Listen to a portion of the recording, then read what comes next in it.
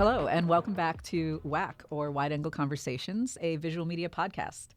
Today, I'm really excited to be joined by Professor Matthew Vernon. Matthew is a professor in the English department here at UC Davis. He's a medievalist who also writes on film. And so Matthew's here today to talk about the 2023 sci-fi film, The Kitchen, though I'm sure we'll end up kind of weaving in and out of other texts as the conversation goes on, especially because this was a film co-written and co-directed by Kibwe Tavares and Daniel Kaluuya, the latter being probably most well-known for his performance as Chris in Jordan Peele's directorial debut, Get Out, in 2017. Yeah. Although I guess a lot of people would also know him from the character from Black Panther as well. That's true. Yeah. Yeah, but his you're right. His big Perhaps big role. his kind of breakout moment. So I might preface just with a brief synopsis, if I may. So The Kitchen, and hopefully this is a decent one. The Kitchen is a dystopian sci-fi set in London in the year 2044, where Izzy, a 30-something-year-old man, he's played by Kano, lives in the last social housing community in the city, and the housing community is called The Kitchen. And while Izzy is waiting to move to a much more affluent housing complex in a nicer area of London, he meets Benji, a young boy who just lost his mother, played by Jediah Bannerman.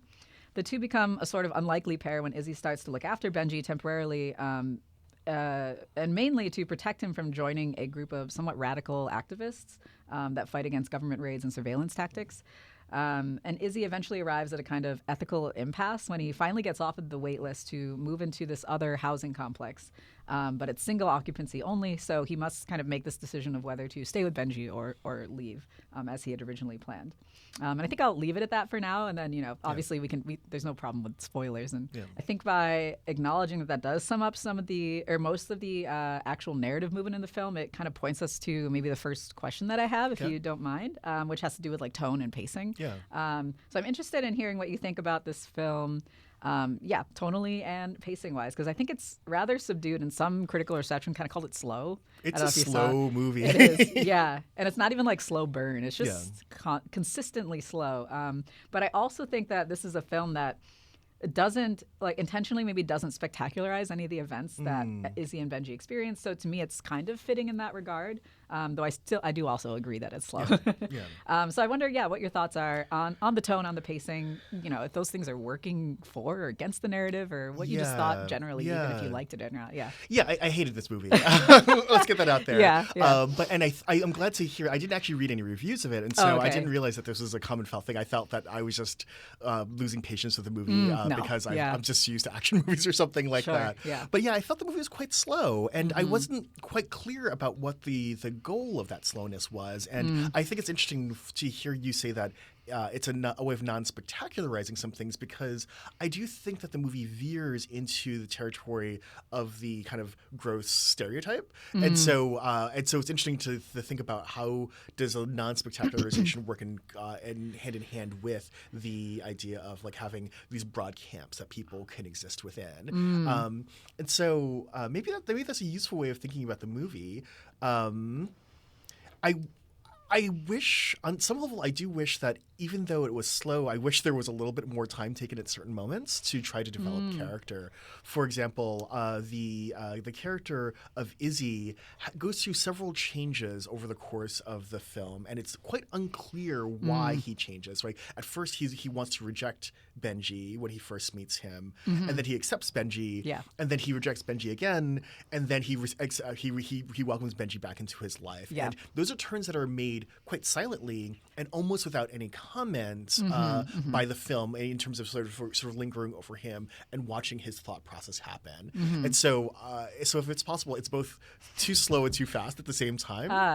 And I also hope that we can get to the kind of question about whether or not these are activists or radical actors. I think that there's a kind of a problem that the movie presents with what they actually are.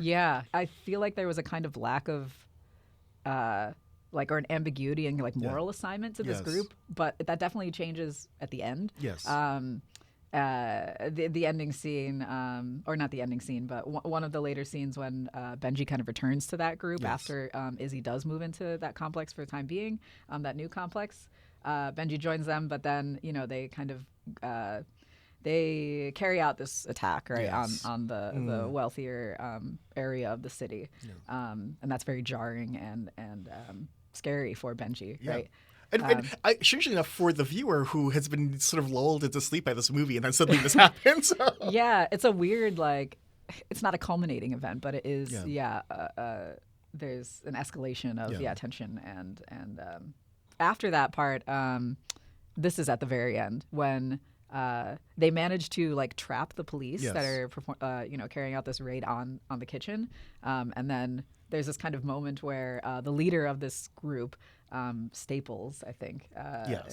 There's this moment where he's like standing on top of something. I don't know if it's a car or vehicle. It's this big truck, right? Yeah, he's like on looking down, watching over. I'm really interested in like. Yeah, whatever you think of these radicals, like this group, how they're represented.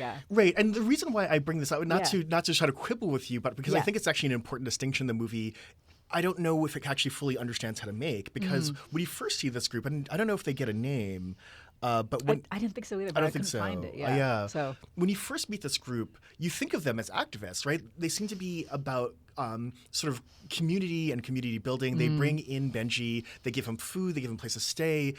He's told that he's going to be safe and never abandoned, right? And this seemed like a great moment of communal action, right? And communal planning, and sort of trying to have some type of an insurgent structure when some place is neglected. And I thought that was a kind of beautiful sentiment and a quite clear distinction from what you see when you have someone like the character of Izzy, who seems to be all about upward mobility, right? He's all about like, I need to get out of here. I need to not be here any longer, and I will sacrifice anyone to get to the place where I want to be, right? So that's what I was saying about stereotype. It feels like there are these two clear distinctions about what I would say is black upward mobility or black mobility or action could look like. Is that you go up and out, or you stay and you build, but then you get to that moment when when I think is supposed to be a depiction of outrage, right? And it brings back moments of my memories of thinking about George Floyd and the kind of the rhetorical split that happened around this. Like there was sort of people who were talking about outrage in terms of thinking about sort of righteous anger and that being directed towards action, towards mobilization, towards creating sort of public protests and public actions so that people can see what was happening. And then you have this kind of other perspective on it where people said that this is rioting and like people are in danger and that kind of thing. And I really want to reject that second half in favor of the first, because there's so much of the actions that we saw after that were about creating community and trying to create lasting connections. I feel like I'm going on and on with you. No, sorry. That's fine. Yeah, and so my point being that the movie then goes from what I think is actually a really useful way of thinking about and sort of these kind of insurgent communities into this kind of very gross gang-like action where like instead of like them having a plan or anything like that, they just they go into the streets and they start bashing stuff. And even that on some level I kind of get in terms of like sort of saying, all right, we don't even have a house to live in any longer. We don't have any sort of economic opportunities. We're going to take some stuff, right? It's like, and then in terms of the narrative, that makes sense to me. And they have like a very coordinated plan. They're like, we have 10 seconds to get in and out, right? And you're like, all right, makes sense. You snatch some stuff, you get out of there. This is a typical heist. And then they go into like individual people's homes, and they go into a home of this kind of like middle class, seemingly like I think it was like a mixed race couple or something like that you sort of see that they go into, and they just start breaking their stuff, and you're like, wait, what are we doing at this point? It feels like it spins out of control so quickly, and it feels like the movie has lost control of the distinction that it's trying to make, right? And I felt like that was really problematic. Yeah, because that's the moment, where I think, the whole time Benji is like very fearful, right, of like what's going on. But that's the moment where he's in there, right, and like he's in that house or that apartment. It's strange also then to see that juxtaposed with that ending scene where he, or almost at the ending scene where where Staples is on the, and then after that, we don't even really see the fate of them even. It's just kind of it's an attack for the sake of an attack in some ways. Yeah, right. So, the movie kind of gives up, and I was deeply confused by this, right? Because it on some level, as you say, it feels deeply nihilistic, right? That this person attacks for the sake of attacking, and yet still this doesn't distract like the police from trying to get at Izzy and Benji, who are trapped in the apartment that Izzy had originally brought Benji into. And the movie ends ominously with like the police breaking in and like presumably them getting arrested, beaten to death. It's not clear, right? It's true. Yeah, yeah. And it's also an interesting moment where in that conversation, they have a very short conversation at the end as they're kind of like, waiting for this impending whatever it might be. And Benji asks Izzy if he's his dad. Yeah. And then I think he says something like, do you want me to be or something like that? It's a very strange thing because it fixes on his face for a second and his face kind of longulates and it's it's not clear if he's saying yes or no, although I lean to think that he's nodding and then yes, he's like, would you like me to be? And he's like, yeah, we'll just work it out, we'll see how it goes. Basically. I can see possible ways to sort of read this movie as being quite clever, but yes, in terms of the narrative it wants to tell, it actually is really bad at it, right? I think that there are other narratives that it's telling about Black masculinity that I think are complicated and problematic in a lot of ways, including the fact that the main character, Izzy, if he is the dad, is a deadbeat dad, right? And this sort of stereotype of the Black deadbeat dad is a really kind of difficult one, and the movie leans heavily into that as though this is the natural thing, right? And so there's something to be said about, well, how is this movie articulating masculinity and why is it so poor at understanding kind of the diversity of masculinities, right? And what it means to articulate things as a man, right? I think that there's something there, and I'd love to talk to you about architecture at some point as well, but yeah, I feel like there's a lot of there's a lot of stuff in this movie that just doesn't quite land. The funny thing is, have you seen the movie The Warriors? Did you listen to my podcast about about the Warriors? I listened to that episode, but I haven't seen. Is that the one it's set in New York? Or? Yes, it's set in New York. Okay, I haven't seen it, but I did listen to that episode. Well, it's actually, they are borrowing a lot from The Warriors, including the character of Kitchener. The person who was on the radio. Yes, and that's right. The movie is tied by this character who is on the radio, who's giving instructions to all of the gangs and to try to catch the warriors, right? Yeah. And it's this kind of sense of what is community? How do you build community and building community through one's voice, through the radio, through this this kind of open access public communication thing? And so I think that the movie is kind of interested in that, right? I think that is in borrowing from the Warriors, it was really thinking about that, but it fails at what the Warriors is very good at, is sort of saying these gangs aren't just mindless hordes. They were actually trying to do something in place of a kind of a hollowed out sort of infrastructure. Yeah. Oh, I totally forgot about that character. His name is the Kitchener? Yeah, the Kitchener, yeah. Okay, yeah, which makes sense, yeah. It didn't occur to me that it's the Kitchener. Yes. Which I think is, I think it's I don't think they do anything that's beyond kind of a superficial level of the kitchen, but the way that the denizens kind of bang on pots and pans when the police raids begin to warn the community. I think that's what's going on anyway. Yeah. I totally forgot. It's funny because it's hard for me to not think about this through the lens of the history that we've just lived through and thinking about COVID and people banging pots and pans together as again a kind of almost a communal celebration. But you're right, it's a kitchen thing, right? It's totally a kitchen. Yeah, we're using kitchen influence. Yeah, but it's also I don't know if there's anything more going on there beyond that. But the kitchen, I totally forgot. And then the scene where I think it's one of because there's a number of police raids that occur throughout, and one of the last ones, I think it might have been the second to last one, is where the Kitchener, they get into his studio and the actual assault on him is broadcasted, and then they cut the mics off. Which is, I don't know. I'm infamous for trying to not write about violence because I don't like reproducing violence on the page. Sure. And so there is something about how the film leans into repeating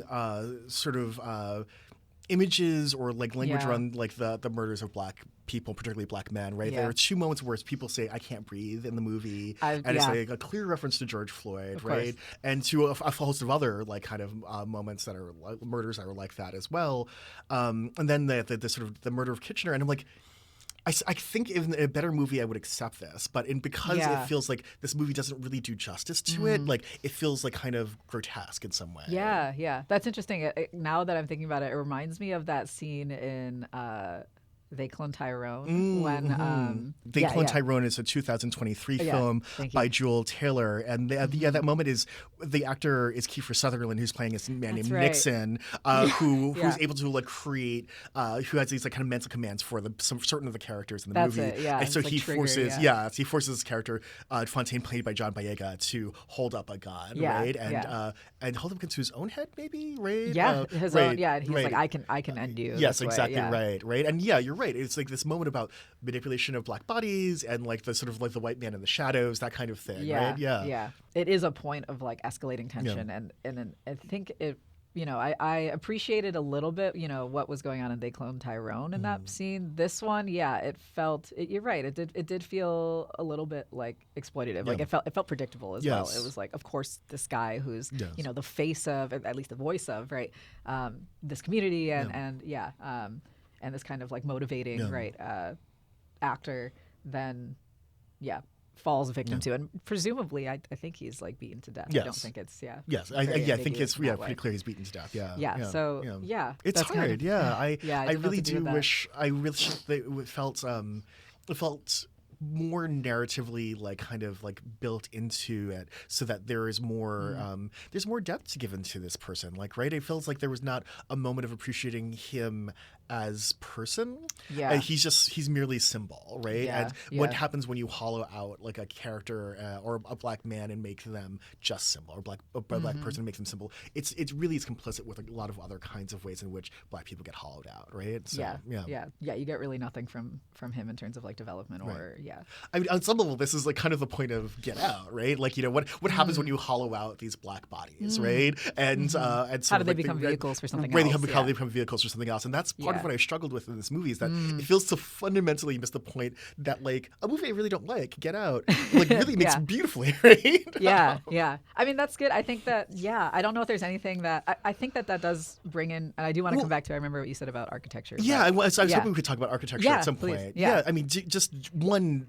London. I know that Daniel Kaluuya is from London. I just wonder what do you think of the place of architecture in this movie, particularly this whole thing about the single occupancy thing. There's like, you guys are already in a very small apartment in the kitchen. You can also live in a very small apartment inside of the sort of fantastical, nicer like apartment building. And it seems very confusing to me, but just wonder what use architecture, and particularly this person who's bringing their architecture background, the director of the movie, had. I wonder if you had any thoughts about that. I'm not even sure if I paid attention that much to what was going on with the architecture. I mean, I know that they're both of the apartments are studios, and it matters very much like what they can see from outside of their apartment, because it's very like panopticon in the kitchen. Like they all face inward, right? Like toward each other, the apartments. And then I think when at least Izzy's apartment, when he moves into this like much nicer or wealthier community, they're like overlooking like this other part of London that's like, I think like maybe some equivalent of like the London Eye is visible from his window. Well, so can I ask you about this? I thought that was a fake window. I thought that was it? Okay. I thought that was just a screen, right? Because there's a moment where he's flicking through possible views, and he's looking at different parts of London, and I feel like that's only possible if it was just a screen. So he actually had no window, as opposed to at least having something he could look at. Oh, okay. Well, that's really interesting then, because then we really have no idea where that community is. It could be anywhere in London. Everything that's conveyed about that is fabricated, right? Even for the people like living there. Right. What did you have about the architecture then? Because I really don't know. I don't think I had anything. Just think, I mean, on some level, like, and maybe this is too much of a tangent, but I wonder whether or not this is actually a sci-fi movie, right? Because I mean, maybe related to what you were just saying, everything is so much on the head. I don't know if there's anything fundamentally different about the world that they live in than really the world we live in right now, right? I mean, people do face eviction, are facing eviction at like really high rates. That it's really hard for people to sort of live in community.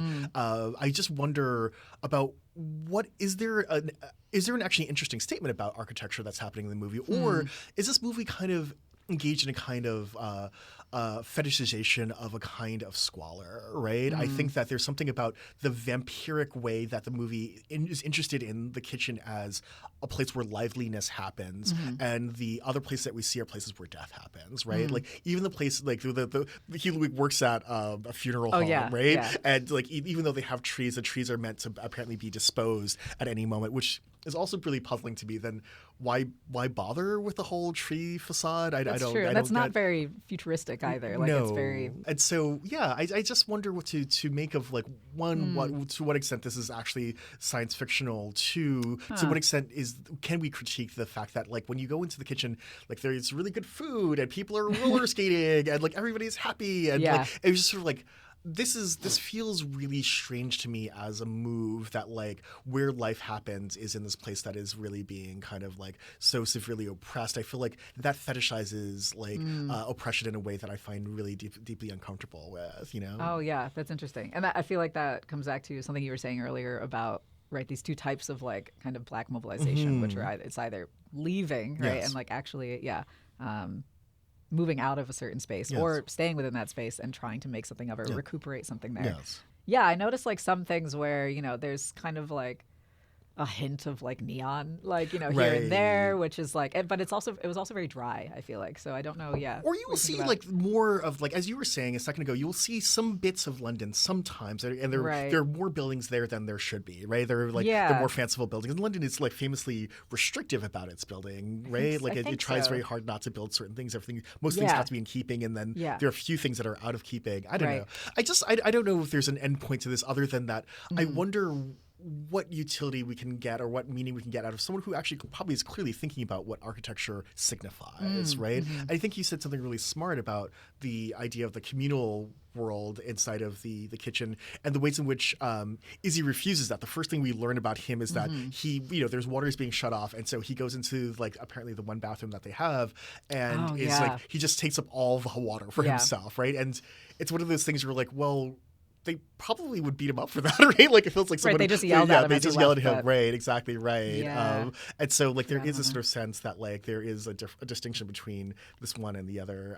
But I don't know. I think there's something there about like what does it mean to live in this one space, and how does the director understand what the space of the studio could be for, you know? Yeah. That's interesting too. I forgot about that scene with the shower where he's in it for like way too long. Right? They're supposed to have this kind of like allocated time in there, and obviously for resource reasons, which I think also is kind of I don't know, not to give it too much credit, but I think it does kind of speak to perhaps like a, you know, the tension between like kind of, you know, individual mobility perhaps that you're talking about versus like a community kind of building thing, which he is obviously rejecting, as you're saying. So really interesting. But perhaps there's something there.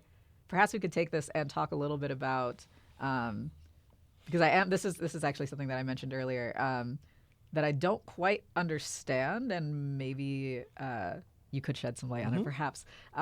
This kind of like the British context of racial politics here, and thinking about like Daniel Kaluuya being the director. I think it's co-written, co-produced. It would be foolish to obviously ignore the fact that it is Daniel Kaluuya who's you know has this kind of, or brings in this sort of a kind of like meta cultural awareness to the film of being like having starred in this film. It's very much about, you know, Get Out being very much a heavy-handed American horror film about American racial tensions and politics and blackness as like commodity. Well, maybe not, but perhaps there is some sort of like transnational like kind of intertextuality going on here with that. But I also wonder, and maybe I'm incorrect here, so you obviously correct me if I'm wrong. But it's interesting, I think, how this film works with like just even the representations of race.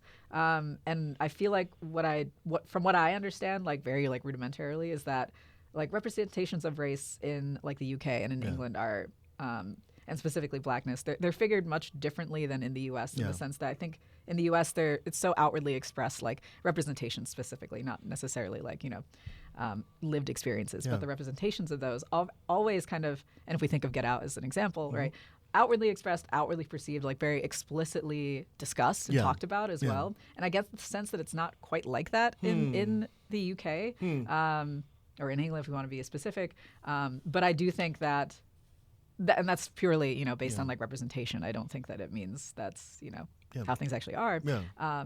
But that's something that I've maybe noticed. And I don't know if there's anything going on there with like this kind of like, the transnational scope of this, which I think is, you can't miss that. Yeah. Right. Yeah. I was wondering, to what extent do we have to pull out our Paul Gilroy and start thinking about like the Black Atlantic inside of this, and to what extent this movie is trying to conjecture or is trying to represent different kinds of lines of solidarity that could emerge.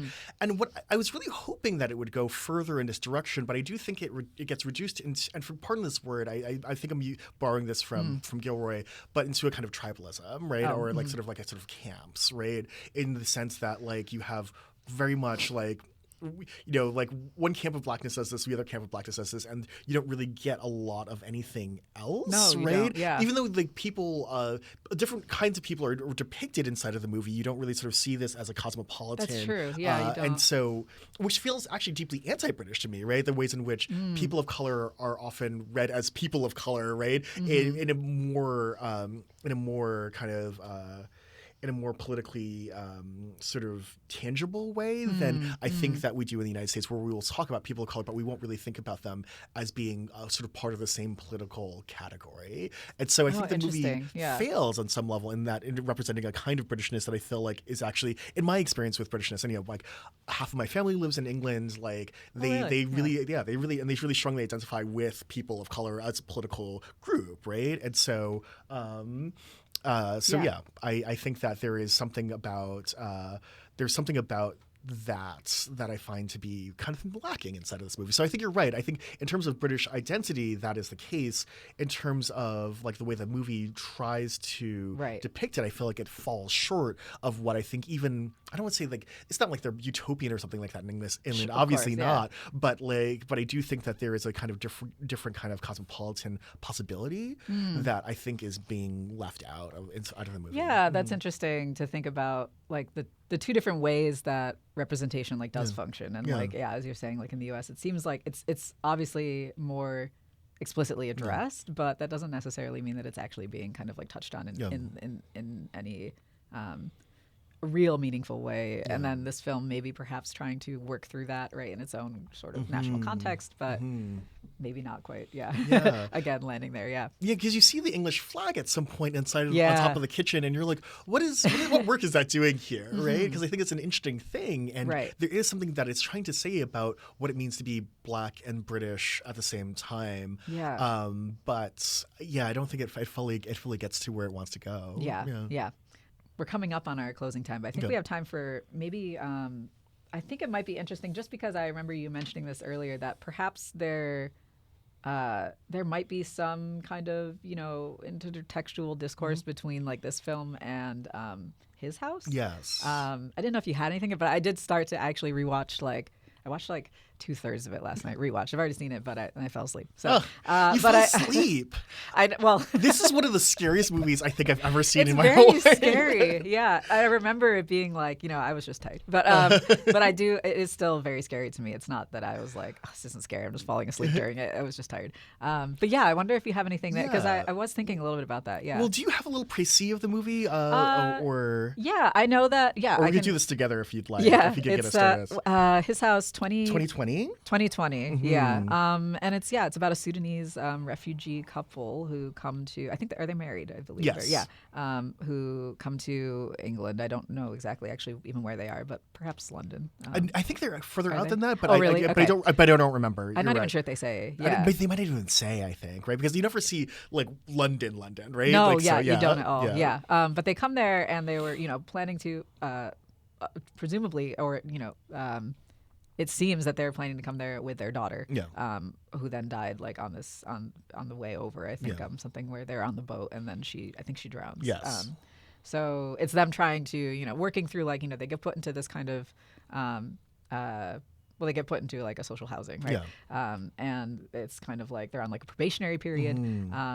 And in this house, right, it's not in good condition, and they start to be kind of they start being haunted by like things that they feel that have like followed them from Yes. Sudan and from if you have something. And it's more also there, bleeding into the fact that they don't feel at home inside of England at the same time, right? And so they have these ghosts in one direction, but they also they're constantly being hounded by the people who are overseeing the probationary period, and also just like the sense of what does it mean to be going from a place, going from the like a sort of war-torn region to the seemingly the peace of England, but being kind of constantly under threat because of racialization, right? And so I think those are a lot of connections that I wanted to make between the kitchen and this movie. In part, the architecture question, right? Because throughout the movie, his house, the one of the members of the couple just starts systematically taking apart the house. He's convinced that he can find where the ghost is, and he can just like root it out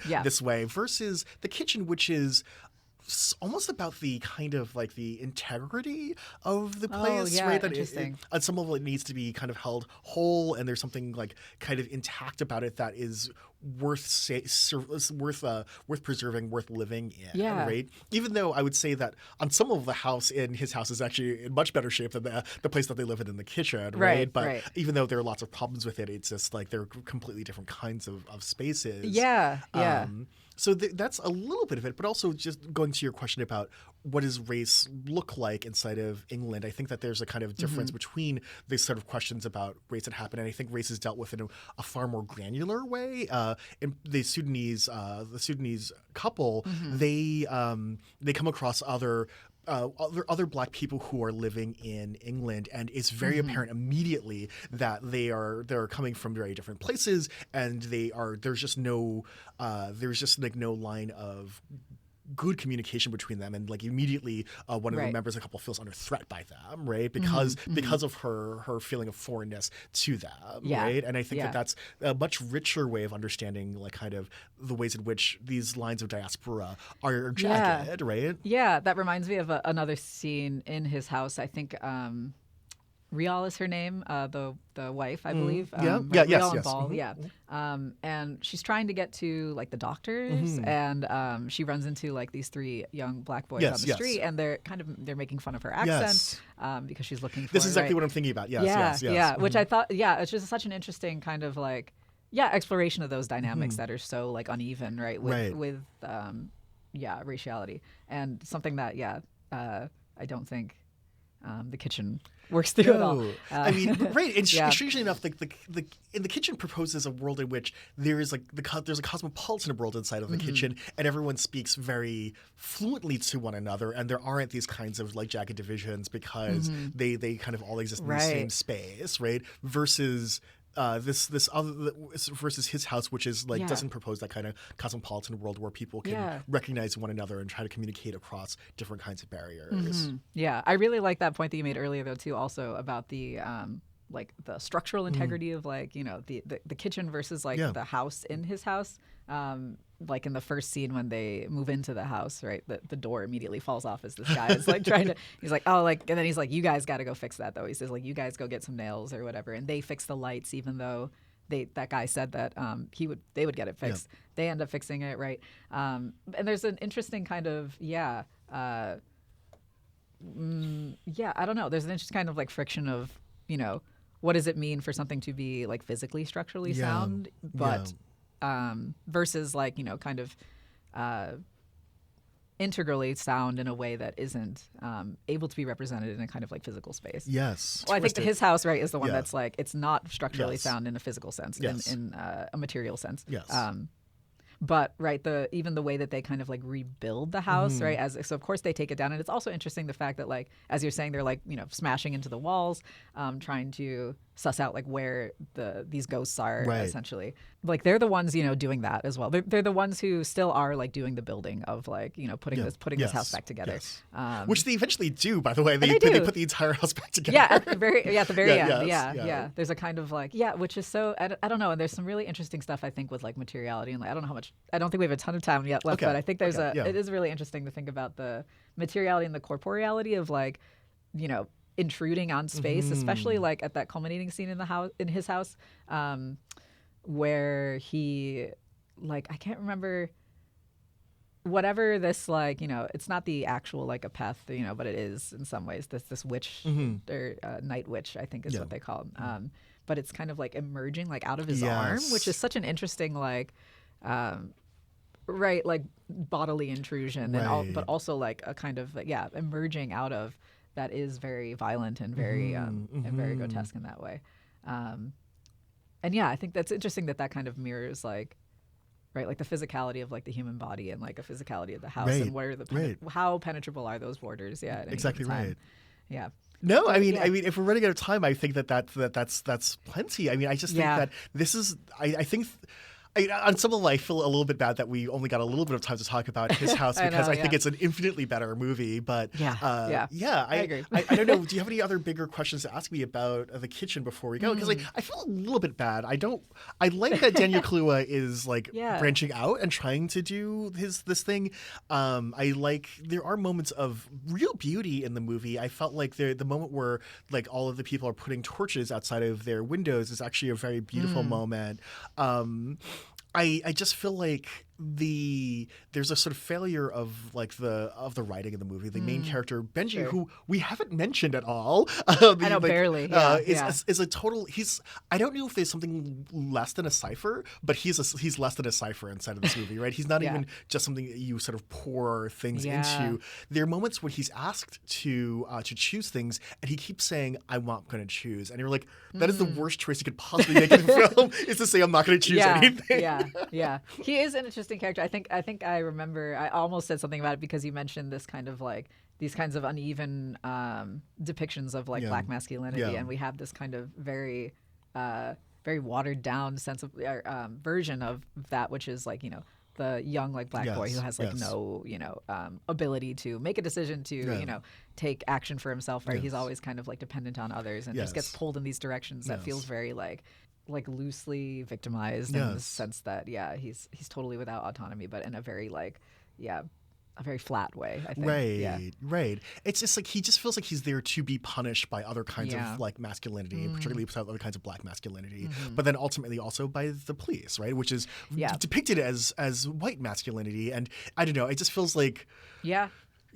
No, it's just good because it was a hard like thing, I think, just to close out that I didn't know if I enjoyed this film or not. And I guess one thing I will say is I did appreciate that I guess like things that are extra filmic to this movie, in the sense that like a lot of the actors that are cast are just like are British musicians and like rappers, and I think that's really cool. That's kind of like a That's I just think that's really interesting. I think it's a nice move that they've done, and like perhaps like it has there's other production reasons that they chose to do that, but I think that at least they're trying to represent, right, a sort of authentic, whatever that looks like to these directors, to these writers, an authentic kind of like British, black identity. I've got to say, the music is great in this movie. Yeah, and the soundscape is great in this movie. I just, it just feels like the directors need a little bit.